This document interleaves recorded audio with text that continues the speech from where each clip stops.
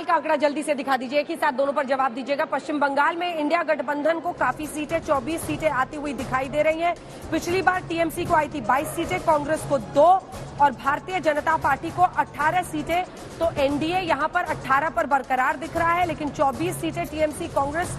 पिछली बार भी लगभग यही नतीजे थे। पश्चिम बंगाल में भी स्टेटस को रहता हुआ दिखाई दे रहा है दोनों ही राज्यों पर। जल्दी से सुरेंद्र जी आपकी बात। देखिए, अभी इन्होंने राजस्थान की बात की। पिछली बार राजस्थान में वसुंधरा जी की खैर नहीं थी, इस बार वसुंधरा जी और मोदी जी दोनों की खैर नहीं है और अशोक गहलोत से बैर नहीं है, ये बहुत स्पष्ट जान लीजिए। जो राज्य में आपके पक्ष में आ रहे हैं वो आप कह रहे हैं बड़ा अच्छा है। नहीं, मैंने तो ये कहा ही नहीं, मैं तो आपके आंकड़ों की बात कर रहा हूँ। देखिए ना, ये 25 उधर जा रहा है। आंकड़ों का विरोध करना तो मेरा हक है ना। गहलोत साहब वैसे तो अध्यक्ष नहीं बने, वो सबको पता है क्यों नहीं बने। सीएम वाली कुर्सी में ज्यादा कोई बात नहीं, वो उनके पास और भी बहुत ताकतें हैं। आप वो जादूगर भी हैं, आपको मालूम है ना। तो ठीक है, अभी सुनिए ना, जादूगर में एक सेकंड, जादूगर में कुछ सीट तो उधर कर लेते जादू से। अभी आ जाएंगी, आप चिंता मत कीजिए, अभी इलेक्शन होने दीजिए। मैं आपको नहीं, अभी आप तो बड़ा अंजना जी, आप हमारे खिलाफ इतनी बेईमानी काहे करती हैं भाई। हम तो आपको कभी बोलते भी कुछ नहीं है। अरे बोलिए प्रभु जी। आपने इन्होंने कहा कि साहब इतनी अकड़, इतना झुका दिया, इतना झुकते सुधांशु जी जिंदा लोग हैं, मुर्दे लोग अकड़े रहते हैं, एक बात।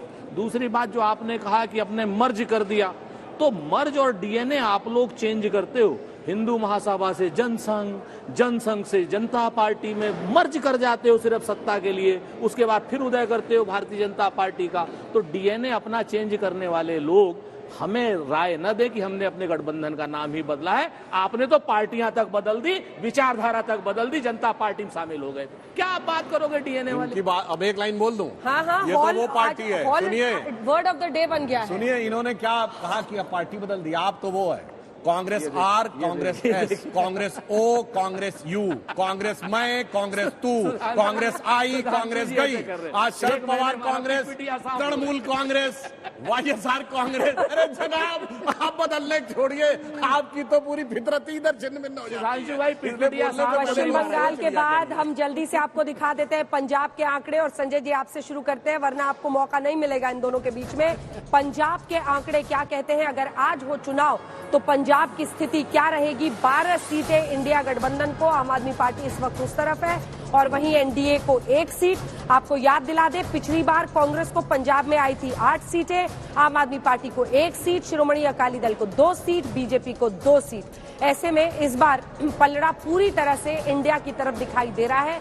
अभी इंडिया में अब आपको कितना, कांग्रेस को कितना नहीं पता, लेकिन ये एक और स्टेट है जहां पर बीजेपी को वैसे भी कुछ उम्मीद नहीं थी। और बिल्कुल देखिए पंजाब आप जिसका जिक्र कर रही हैं, पिछली बार भी लगभग नतीजे ऐसे ही थे। अगर इंडिया गठबंधन हो रहा है तो नतीजे कुछ इसी के करीब होंगे। बात रही उन राज्यों की जहां बीजेपी और कांग्रेस का सीधा सीधा मुकाबला है, हम मध्य प्रदेश, राजस्थान, छत्तीसगढ़ ऐसे कई राज्यों का जिक्र कर सकते हैं, क्योंकि ये राजस्थान के संदर्भ में है। दिक्कत कांग्रेस की क्या है? कांग्रेस का की तरफ मूवमेंट है, शिफ्ट वोटर्स का दिखाई पड़ रहा है थोड़ा थोड़ा, अगर हम 2019 से के चुनाव से तुलना करें तो। लेकिन इन सारे राज्यों में कांग्रेस और बीजेपी के बीच फासला बहुत लंबा है, कहीं 18%, कहीं 16%, कहीं 20%। ये फासला कांग्रेस तय कर पाएगी या कि नहीं, ये बहुत एक बड़ा प्रश्न चिन्ह है। मुझे लगता है कि जितना समय बाकी है और जितना स्लो मूवमेंट कांग्रेस के वोट शेयर में हो रहा है, मुझे लगता नहीं है कि वो फासला। सवाल आपसे पूछना है, पिछली बार भी राफेल, चौकीदार चोर है, ये है वो है, लेकिन इस बार भी हमारा ये सर्वे बता रहा है महंगाई, बेरोजगारी, और ये लोग मणिपुर, चीन, यही इसी पे अटके हुए हैं। क्या आपको लगता है कि विपक्ष को, कांग्रेस को अपनी स्ट्रैटेजी बदलनी चाहिए? महंगाई, बेरोजगारी आम आदमी से जुड़ा मुद्दा है, इस पर फोकस करते नहीं है, मणिपुर पर घेरते हैं, चीन पर बौखलाते हैं, और पूरा जो नैरेटिव है वो जनता से कनेक्ट नहीं हो पाता है। क्या आपको लगता है संजय जी इस बात में दम है? मणिपुर में जो कुछ घटनाएं घटी वो बहुत दुखद है, लेकिन उससे भी दुखद ये है कि वो एक राष्ट्रीय मुद्दा नहीं है जिस पर जनता वोट करने वाली है। बिल्कुल। दूसरी बात, चीन राष्ट्रीय मुद्दा नहीं है जिस पर वोट पड़ेगा। वोट पड़ने की बात हो रही है सुरेश, मैं वोट के हिसाब से दोनों ही मामले इतने गंभीर हैं कि उनकी गंभीरता से कोई इनकार नहीं कर सकता। और मुझे लगता है सबसे बड़ी भूल यह है जब आप कहते हैं लोकतंत्र बचाने की, संविधान बचाने की लड़ाई होगी,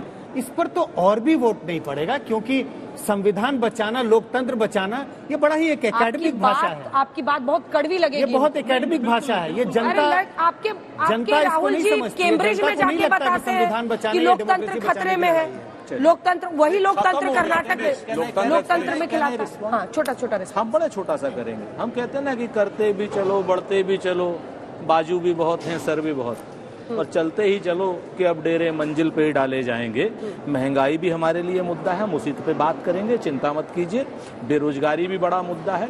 इन्हीं सारे मुद्दों पर हम लोगों ने कन्याकुमारी से लेकर कश्मीर की यात्रा जो की थी, और आज जो ये मुद्दे आपके पास सामने आ रहे हैं, हाँ, मोहब्बत की दुकान में बेरोजगारों को रोजगार भी तो मिलेगा नफरत के बाजार में मोहब्बत की दुकान। बिल्कुल, पूरी तरीके से आने दीजिए 6 महीने तक, हम आपकी इस निर्मम मीमांसा को भी धनात्मक ऊर्जा के रूप में 75% लोगों ने हमारे सर्वे में, सुधांशु जी, महंगाई बेरोजगारी को देश की सबसे बड़ी समस्या बताया है। मेरा प्रश्न आपसे ये है कि ये जो गिरावट आ रही है आपकी सीटों में, 16 सीटें आप नीचे गिर रहे हैं, ये 22 चढ़ रहे हैं, ये उसकी एक वजह साफ दिखाई देती है। इन दो फ्रंट्स पर आप 14 से यही कह रहे थे ना सर, अब की बार महंगाई पर मार, तो अब ये सवाल बहुत बड़ा बन रहा है। जनता जब कनेक्ट करती है इन मुद्दों से, तो फिर वो नहीं देखते कि सामने नेता कौन। देखिए, पहली बात तो मैं इनकी एक बात पे कह दूं, ये जो मोहब्बत की दुकान की बात करते हैं, अब इस बार जनता दुकानदारी पे वोट नहीं देने वाली है, ईमानदारी पे वोट देने वाली है। अब महंगाई और बेरोजगारी की मैं बात जहां तक कहना चाहता हूं, हाँ। यहां पे समस्या जानते क्या है? पहली बात तो मैंने आपसे कहा कि ये जिस दौर का सर्वे है वो सबसे बुरा दौर था पिछले 4.5 सालों में, कोविड का दौर। सुधांशु जी जब बोल रहे हैं तो आप सारे डेटा एक बार दिखा दीजिए, ओवरऑल डेटा से लेकर ओवरऑल पिछले 9 साल का महंगाई का आप आंकड़ा दिखा दीजिए। दूसरी बात, एक ये भी होता है ना कि आप इसमें अगर यह सर्वे करें कि जनता की नजर में इसका समाधान कौन दे सकता है, क्योंकि भाई महंगाई की तो हमेशा जब जब कांग्रेस सत्ता में रही है तब तब महंगाई की दर 10% से ऊपर ज्यादातर समय में रही है। हाँ। बेरोजगारी प्रचंड रही है। हाँ। मैं पूरा डिटेल नहीं बताना चाहता, 60-70 साल का उतना तो जनता के मन में वो कॉन्फिडेंस ही नहीं है कि जिनको 50-55 साल मौका मिला और घनघोर महंगाई और 2% ग्रोथ रेट रहती थी, अब पार्टी का शासन नहीं रहा, उन्हीं के परिवार का शासन रहा, तो वो विश्वास नहीं दिला सकते कि वो इसका समाधान दे सकते हैं। समाधान मोदी जी दे सकते हैं। समाधान मोदी जी दे सकते हैं, ये आपका कहना है। इनका कहना है कि सीटें पलटेंगी। जो 306 और 193 इंडिया का हम दिखा रहे हैं, ये कह रहे हैं मामला पलटेगा, लेकिन तमाम राज्यों में आप देखें तो वैसे एक भाजपा कांग्रेस के वोट में 18% का अंतर है।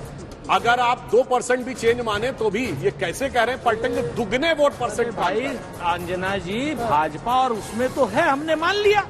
हम तो कह रहे हैं इंडिया में और एनडीए में तो 2% का है। सुधांशु जी 2% तो पलट जाएगा, इतना तो मान लीजिए। 43 हम आएंगे, 41 आप, 306 हमें मिलेगी। नंबर 1 स्पष्ट जनादेश बीजेपी को मिलता हुआ दिखाई दे रहा है। जल्दी से मैं इनको बता देना चाहता हूँ, जिसको ये कह रहे हैं ना, जैसे तमिलनाडु है, वहां पे हमारी स्थिति ठीक नहीं है, वहां इतना परसेंटेज ऑफ वोट आपके खाते में दिख रहा, उसमें आपके खाते में सीट कोई नहीं आने वाली। हमारी सीट पे कोई, हम डायरेक्ट में 224 सीटें, जिनमें 2% का। लेकिन तमाम राज्यों की अगर हम परिस्थिति देखें, स्पष्ट जनादेश पर पूरे देश में एक बार फिर बीजेपी की सरकार बनती हुई दिख रही है। 16 सीटों का लेकिन नुकसान हो रहा है, स्पष्ट बहुमत की सरकार बन रही है। कांग्रेस को वहीं पर लगभग 22 सीटों का फायदा होता हुआ दिख रहा है। महाराष्ट्र एक ऐसा राज्य है जहां पर बीजेपी को भारी नुकसान। कर्नाटक में वो स्थिति अपनी बरकरार रखने में कामयाब दिख रहे हैं। बिहार में बहुत ज्यादा फिसलते हुए दिख रहे हैं, लेकिन यूपी में एक बार फिर 72 सीटों तक पहुंचते हुए दिख रहे हैं। सर्वे में कम से कम कांग्रेस पार्टी संवैधानिक दृष्टि से नेता प्रतिपक्ष का पद पाती हुई दिख रही है।